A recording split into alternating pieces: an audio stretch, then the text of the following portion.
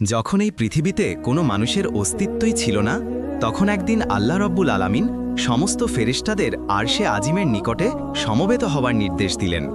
হুকুম পাওয়া মাত্র অসংখ্য ফেরেশতা সেই নির্দিষ্ট স্থানে হাজির হল।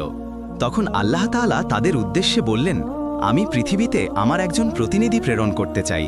ফেরেশতারা আল্লাহর ইচ্ছার রহস্য বুঝতে না পেরে একযুগে বলল, হে পরওয়ারদিগার, আপনি কি এমন এক সৃষ্টিকে পৃথিবীতে আনতে চান যারা সেখানে অশান্তি সৃষ্টি করবে ও রক্তপাত ঘটাবে? অথচ আমরাই তো সর্বক্ষণ আপনার তসবিহ ও এবাদতে ব্যস্ত রয়েছি, তবে নতুন খলিফা বানানোর প্রয়োজন কি? তাদের কথা শেষ হলেই আল্লাহ রব্বুল আলামিন বললেন, হে আমার ফেরেশতাগণ, আমি যা জানি তোমরা তা জানো না। মানুষ কেমন হবে, কে আমার আনুগত্য করবে আর কে অবাধ্য হবে, সেই বিষয়ে আমি তোমাদের চেয়ে অধিক অবগত। তবে জেনে রাখো, আমি তোমাদের মতামত চাইনি, শুধু জানিয়ে রাখলাম মাত্র। আল্লাহ রব্বুল আলামিনের বক্তব্য শুনে ফেরেশতারা নিজেদের ভুল উপলব্ধি করল এবং আল্লাহ রব্বুল আলামিনের দরবারে ক্ষমা প্রার্থনা করল। এবং আল্লাহ তাআলা তার চারজন মহান ফেরেশতাকে ডাকলেন, হযরত জিবরাইল, মিকাইল, ইসরাফিল ও আজরাইল আলাইহিসসালাম। আল্লাহ রব্বুল আলামিনের হুকুম পাওয়া মাত্র তারা নির্দিষ্ট স্থানে এসে উপস্থিত হলেন। আল্লাহ প্রথমে জিবরাইল আলাইহিসসালামকে আদেশ দিলেন, হে জিবরাইল, তুমি পৃথিবীতে যাও এবং সেখান থেকে এক মুঠো মাটি নিয়ে আসো, যে মাটি দিয়ে আমি আমার খলিফাকে সৃষ্টি করব।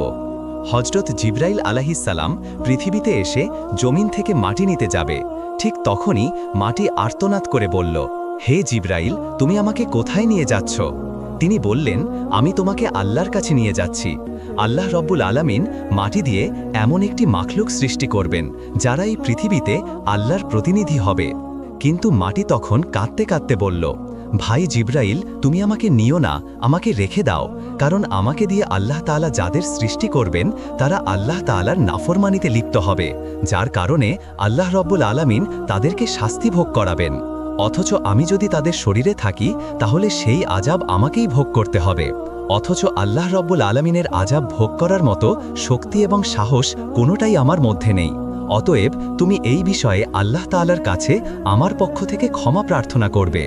মাটির এই আর্তনাদ শুনে জিবরাইল আলাইহিসসালাম খালি হাতে আল্লাহর দরবারে ফিরে গেলেন এবং আল্লাহ তাআলার নিকট গিয়ে মাটির আর্তনাদ ও তার অক্ষমতা প্রকাশ করলেন। এরপর আল্লাহ তাআলা হযরত মিকাইল আলাইহিসসালামকে পৃথিবীতে পাঠালেন এবং বললেন, হে মিকাইল, তুমি আমার প্রতিনিধি তৈরি করার জন্য যে মাটির প্রয়োজন, পৃথিবী থেকে সেই মাটি তুলে নিয়ে আসো।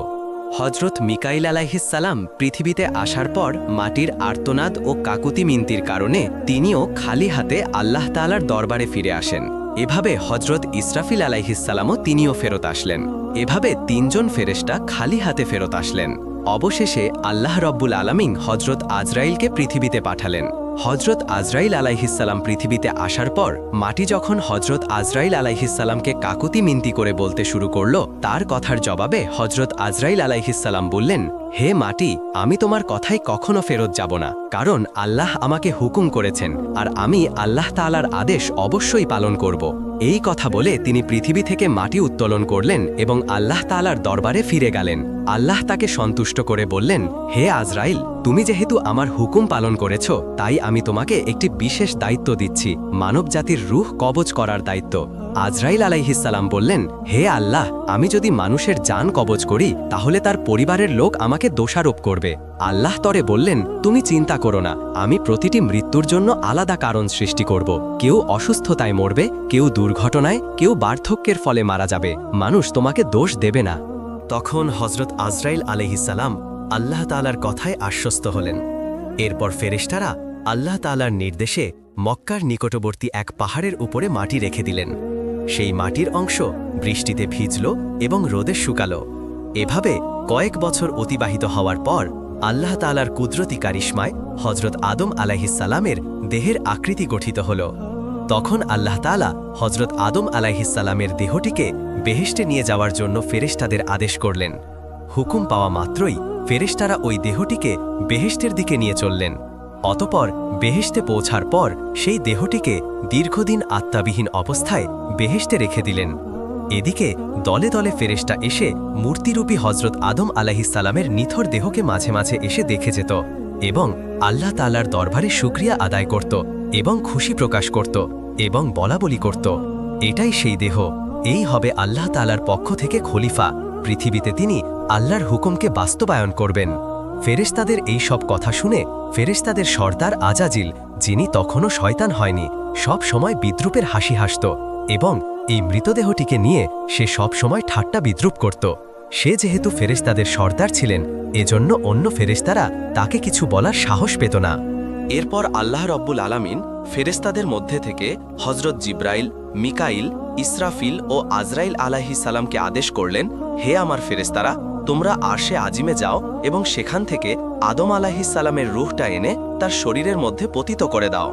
ফেরেশতারা আল্লাহর পক্ষ থেকে আদেশ পাওয়া মাত্র হযরত আদম আলাইহিস সালামের রূহ মোবারকটি মূল্যবান হীরা জহরতের পাত্র করে আদম আলাইহিস সালামের দেহের নিকট উপস্থিত হলেন। সে সময় আসমানের সকল ফেরেশতাগণ আনন্দে মাতোয়ারা হয়ে গেল এবং সেই অনুষ্ঠানে সকল ফেরেশতা অংশগ্রহণ করল। কিন্তু আজাজিল ফেরেশতা অর্থাৎ ইবলিশ আল্লাহর এই কাজে সন্তুষ্ট নয়।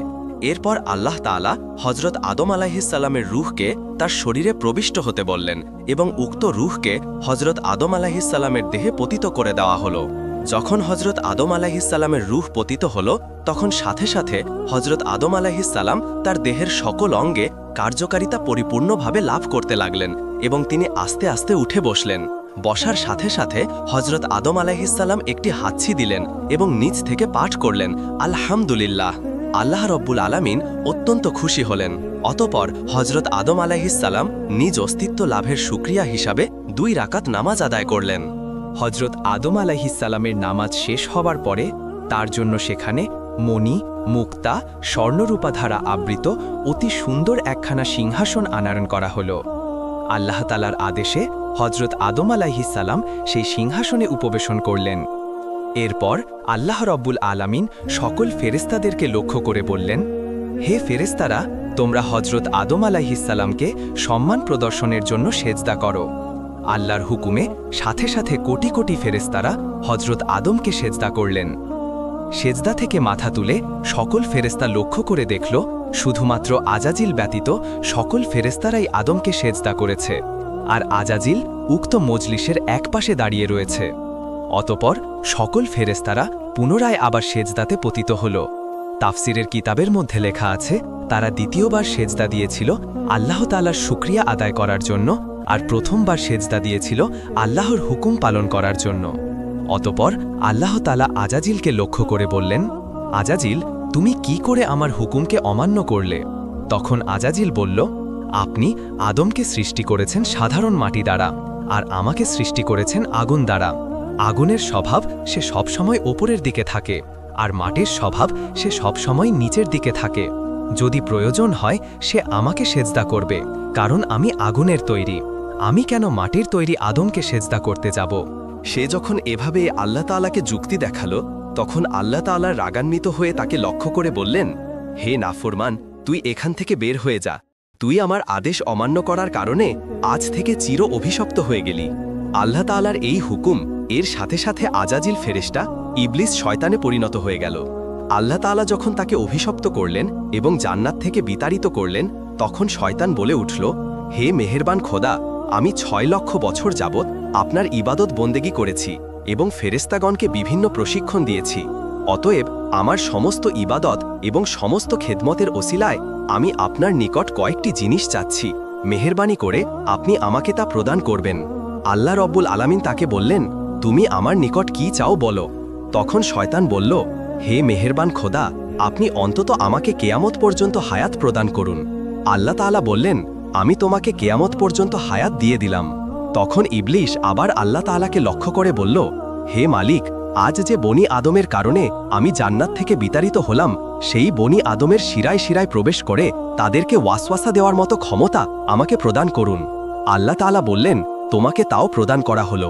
তবে তুমি শুনে রাখ হে শয়তান, তুমি আমার বান্দাদেরকে যতই ধোঁকা দিয়ে গুনার কাজ করাও না কেন, যদি আমার বান্দাগণ অনুতপ্ত হয়ে আমার নিকট তওবা করে, তবে আমি তাদের সকল অপরাধকে ক্ষমা করে দিব।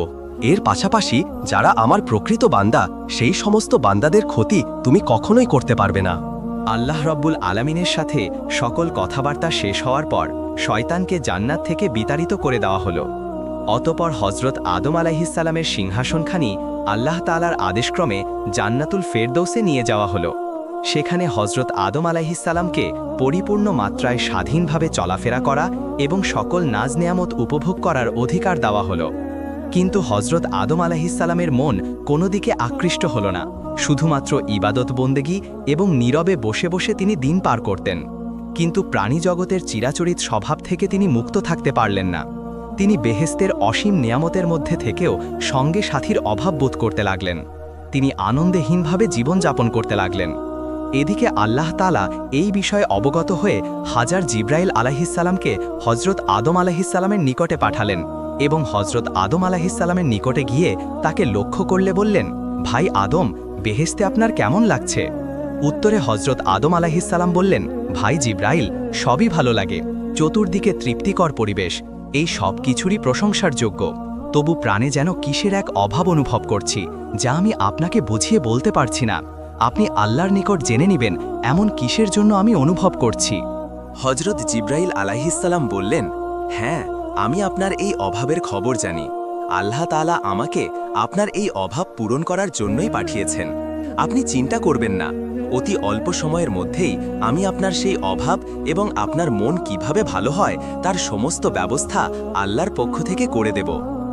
এই কথাগুলি বলে জিব্রাইল আলাইহিসসালাম সেদিনের মতো তার কাছ থেকে বিদায় নিয়ে চলে গেলেন। অতঃপর পরের দিন ফজরের পূর্বে হজরত জিব্রাইল আলাইহিসসালাম আল্লাহর ইচ্ছাক্রমে আদম আলাইহিসসালামের ঘুমন্ত অবস্থায় তার নিকট আসলেন। এরপর কুদরতি কায়দায় হজরত আদম আলাইহিসসালামের একখানি বাম পাজরের হাড় বের করে নিল। অতঃপর উক্ত হাড়ের ওপর রক্ত, মাংস এবং চামড়ার আবরণ দিয়ে সজোরে ফোঁক দিলেন। হজরত জিব্রাইল আলাইহিসসালামের ফোঁকের সাথে সাথে উক্ত হাড়টি একজন নারীর আকৃতি ধারণ করল। এরপর হজরত জিব্রাইল আলাইহিসসালাম হজরত আদম আলাইহিসসালামকে ঘুম থেকে জাগ্রত করলে হজরত আদম আলাইহিসসালাম জাগ্রত হয়ে তার সম্মুখে অপরূপ সুন্দরী চাঁদের ন্যায় উজ্জ্বল এক যুবতীকে দেখে তন্ময় হয়ে তার দিকে তাকিয়ে রইলেন। এরপর হজরত জিব্রাইল আলাইহিসসালাম তাদের লক্ষ্য করে বললেন, হে আদম, ইনি আপনার জীবনসঙ্গী বিবি হাওয়া আলাইহিসসালাম। হজরত আদম আলাইহিসসালাম এমন কথা শুনে অত্যন্ত আনন্দিত হলেন।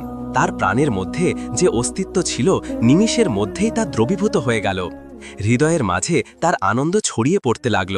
তিনি এত আনন্দিত হয়েছিলেন যা বর্ণনা করে কোনোদিন বোঝানো সম্ভব নয়। তাফসিরের কিতাব এর মধ্যে এসেছে, পৃথিবীতে আল্লাহ তাআলা যে কয়জন নারীকে সবচাইতে বেশি সৌন্দর্য দান করেছেন এদের মধ্যে হজরত হাওয়া আলাইহিসসালাম ছিলেন অন্যতম। হজরত আদম আলাইহিসসালাম দীর্ঘ সময় বিবি হাওয়ার দিকে তাকিয়ে থেকে তার নিকটবর্তী হওয়ার উদ্দেশ্যে সে সম্মুখে অগ্রসর হলেন। তখন হজরত জিব্রাইল আলাইহিসসালাম বাধা দিয়ে বললেন, তাকে বিবাহ বন্ধনে আবদ্ধ করার পূর্বে তার নিকটবর্তী হওয়া আপনার জন্য জায়েজ নয়। অতএব সর্বপ্রথম আল্লাহ তাআলার দরবারে বিবাহের জন্য আবেদন করুন। হজরত আদম আলাইহিসসালাম জিব্রাইল আলাইহিসসালাম দেখানো পদ্ধতিতে হজরত হাওয়া আলাইহিসসালামকে বিবাহ করার জন্য আল্লাহর দরবারে ফরিয়াদ করলেন। আল্লাহ তাআলা হজরত আদম আলাইহিসসালামের আবেদনের প্রেক্ষিতে তাদের বিবাহের পরিপূর্ণ সিদ্ধান্ত দিলেন। আল্লাহ তাআলা আদমকে লক্ষ্য করে বললেন, হে আদম, আমি আপনাকে হজরত হাওয়া আলাইহিসসালামের সাথে বিবাহ বন্ধনে আবদ্ধ করে দিলাম, কিন্তু এখন আপনি আপনার বিবাহের মোহর আদায় করুন। হজরত আদম আলাইহিসসালাম আল্লাহ তাআলাকে বললেন, হে আল্লাহ, বিবাহের মোহরা এটা আবার কি জিনিস? তখন আল্লাহ তাআলা বললেন, হে আদম, আপনার বিবাহের মোহর হচ্ছে আমার প্রিয় হাবিব হজরত মুহাম্মদ সাল্লাল্লাহু আলাইহি ওয়াসাল্লামের ওপর আপনি কয়েকবার দরুদ পাঠ করুন। অতঃপর হজরত আদম আলাইহিসসালাম রাসূলে পাক সাল্লাল্লাহু আলাইহি ওয়াসাল্লামের ওপর কয়েকবার দরুদ শরীফ পাঠ করলেন। আর এর মাধ্যমে আদম ও হাওয়া আলাইহিসসালামের বিবাহের কাজ সম্পন্ন হয়ে গেল। বিবাহের কাজ সম্পন্ন হওয়ার পর আল্লাহ তাআলা আদম ও হাওয়া আলাইহিসসালামকে আনন্দের সাথে বেহেশতে বসবাস করার সুযোগ করে দিলেন। এর পাশাপাশি আল্লাহ তাআলা তাদেরকে লক্ষ্য করে বললেন, তোমরা মনোযোগ সহকারে শুনে রাখো, জান্নাতের সকল নাজ নেয়ামত তোমরা গ্রহণ করবে, কিন্তু এই যে গাছ রয়েছে এই গাছটির নিকট তোমরা গমন করবে না এবং তার ফল তোমরা ভক্ষণ করবে না। তাফসিরের কিতাবের মধ্যে ওই গাছটির নাম উল্লেখ করা হয়েছে, আর তা ছিল গন্ধম নামক গাছ। এরপর হজরত আদম আলাইহিসসালাম ও বিবি হাওয়া আলাইহিসসালাম অতি আনন্দে আরাম আয়েশের সাথে বেহেশতে বসবাস করতে লাগলেন। এদিকে শয়তানকে আল্লাহ তাআলা বেহেশতের বাইরে বসবাসের নির্দেশ দেন। সে হজরত আদম ও হাওয়া আলাইহিসসালামের সর্বনাশের চিন্তায় দিনরাত ফিকির করতে থাকে। বেহেশতে থাকা খালিন সময়ে সে যে সকল দোয়া ও দরুদ পাঠ করে কঠিন কঠিন কাজ আয়ত্ত করত, সেই সমস্ত দোয়া সে পাঠ করল। এক সময় সে ইসমে আজম পড়া শুরু করল। ইসমে আজমের ওসিলায় সে জান্নাতের গেটের নিকটে পৌঁছে গেল। অতঃপর সে আস্তে আস্তে জান্নাতের গেটের দিকে অগ্রসর হল। এরপর সে লক্ষ্য করে দেখল যে জান্নাতের প্রাচীরের উপর একটি ময়ূর বসা রয়েছে। ময়ূর শয়তানকে দেখে চিনতে পারল না। সে জিজ্ঞাসা করল, তুমি কে? তখন ইবলিশ উত্তর দিল, আমি একজন ফেরেশতা। ময়ূর আবার জিজ্ঞাসা করল, তুমি এখানে কি চাও? শয়তান বলল, আমি বেহেশতের মধ্যে প্রবেশ করতে চাই। ময়ূর তখন বলল, হজরত আদম আলাইহিসসালাম সেখানে থাকাকালীন সময়ে সেখানে কারো প্রবেশের অনুমতি নেই। এই কথা শুনে শয়তান বলল, ভাই ময়ূর, তুমি আমাকে দয়া করো। এর প্রতিদান স্বরূপ আমি তোমাকে এমন এমন দোয়া শিখিয়ে দিব যা পাঠ করলে তুমি কোনোদিন বৃদ্ধ হবে না। দ্বিতীয়ত, তোমাকে কোনোদিন মৃত্যু স্পর্শ করবে না। তুমি কেয়ামত পর্যন্ত জীবিত থাকতে পারবে এবং বেহেশতের সকল নাজ নিয়ামত ভোগ করতে পারবে। বেহেশত থেকে কোনোদিন তোমাকে বের হতে হবে না। এই কথাগুলো বলে শয়তান ইসমে আজম পড়া শুরু করল। তার মধুর সুরে ইসমে আজম পড়া শুনে ময়ূরের মন নরম হয়ে গেল এবং সে তাকে বেহেশতের দরজায় নিয়ে হাজির হল। আর সেখানে প্রহরী হিসাবে ছিল বিশাল এক সাপ। সাপকে সব ঘটনা খুলে বলল। সাপ ও ময়ূরের কথাগুলো শুনল এবং শয়তানকে জিজ্ঞাসা করল, তুমি কে? শয়তান পূর্বের ন্যায় উত্তর দিল, আমি একজন ফেরেশতা। আমি আরশে আজিমের নিচে বসবাস করতাম। সেখানে বসে আমি এমন এক ইসমে আজম শিখেছি যা পাঠ করলে সকল উদ্দেশ্যই সাধিত হয়ে যায়। সাপ তখন বলল, দোয়াটি আমাকে শিখিয়ে দাও। শয়তান বলল, হ্যাঁ, তোমাকে আমি শিখিয়ে দিব, তবে একটি শর্ত রয়েছে, আর সেই শর্তটি হলো তুমি বেহেশতের মধ্যে আমাকে প্রবেশ করার সুযোগ করে দাও। এই কথা শুনে সাপ বলল, হজরত আদম আলাইহিসসালাম বেহেশতে থাকাকালীন সময় কাউকে বেহেশতের মধ্যে প্রবেশ করার অনুমতি আমাকে দেওয়া হয়নি, অতএব এটা আমার পক্ষে সম্ভব নয়। এই কথা শুনে শয়তান বলল, তুমি যদি রাজি থাকো তাহলে আমি তোমার মুখে প্রবেশ করে জান্নাত ঘুরে দেখা আসব। এতে করে আল্লাহ তাআলার হুকুম তোমার দ্বারা লঙ্ঘন করা হবে না। তার এই যুক্তিটি সাপের খুবই পছন্দ হলো, যার কারণে সে রাজি হয়ে বড় করে হাঁ করল। হাঁ করার সাথে সাথে শয়তান তার মুখের ভেতর প্রবেশ করল। এরপর শয়তান সাপকে লক্ষ্য করে বলল, হে সাপ, তুমি আমাকে বিবি হাওয়ার কাছে নিয়ে চলো। হুকুম পাওয়া মাত্রই সাপ শয়তানকে নিয়ে বিবি হাওয়া আলাইহিসসালামের কাছে গিয়ে পৌঁছালো। শয়তান তখন জোরে সোরে চিৎকার দিয়ে কাঁদতে আরম্ভ করল। শয়তানের মুখ থেকে কান্নার শব্দ শুনে বেহেশতের সকলেই সেখানে সমবেত হল। এমনকি বিবি হাওয়া আলাইহিসসালামও সেখানে এসে উপস্থিত হল। এরপর হজরত বিবি হাওয়া আলাইহিসসালাম তার এই রূপ ক্রন্দনের কথা জিজ্ঞেস করলেন, যার উত্তরে সে বলল, আমি তোমাদের পরিণামের কথা ভেবেই কান্না করছি। আল্লাহ তাআলা তোমাকে ও তোমার স্বামী আদম আলাইহিসসালামকে খুব শীঘ্রই পৃথিবী নামক জমিনে পাঠিয়ে দেওয়া হবে। এই কথা আরশে আজিমে লিপিবদ্ধ রয়েছে, আমি তা দেখেছি। এর জন্য আমি তোমাদের কথা চিন্তা করে কান্নাকাটি করে যাচ্ছি। বিবি হাওয়া তখন শয়তানকে লক্ষ্য করে বললেন, তোমার কথা যে সত্য তা আমি কিভাবে যাচাই করব? শয়তান বলল, আমি আল্লাহর নামে শপথ করে বলছি, আমার কথা যদি বিন্দুমাত্র মিথ্যা হয় তাহলে যেন আল্লাহ তাআলা ও সকল ফেরেশতাদের লানত আমার উপর পতিত হয়। শয়তানের এমন কথাই হজরত হাওয়া আলাইহিসসালামের মন নরম হয়ে গেল। তাই সে তাকে জিজ্ঞাসা করল, তবে পৃথিবীর এই নির্বাসন থেকে মুক্তির কোনো উপায় আছে কি? যদি এই নির্বাসন থেকে মুক্তির কোনো উপায় থেকে থাকে তাহলে তা তুমি আমার নিকট খুলে বলো। শয়তান তখন বলল, উত্তম একটি পত্র রয়েছে, তবে তোমরা তারা গ্রহণ করবে না তা আমি ভালো করেই জানি। তখন হজরত হামা বললেন, আমি অবশ্যই সেই পথকে গ্রহণ করব, আমার নিকট তা খুলে বলো। তখন শয়তান বলল, ওই যে নিষিদ্ধ গাছ রয়েছে, ওই গাছের যদি একটি ফল ভক্ষণ করতে পারো তাহলে তোমরা চিরস্থায়ীভাবে জান্নাতে বসবাস করতে পারবে। আর যদি তোমরা সেই গাছের ফল ভক্ষণ না করো তাহলে অচিরেই তোমাদের জমিনে নামিয়ে দেওয়া হবে আর তোমরা বেহেশত থেকে বিতাড়িত হবে, কারণ আল্লাহ তাআলার সিদ্ধান্ত হচ্ছে তোমাদের জান্নাত থেকে বিতাড়িত করে দিবেন।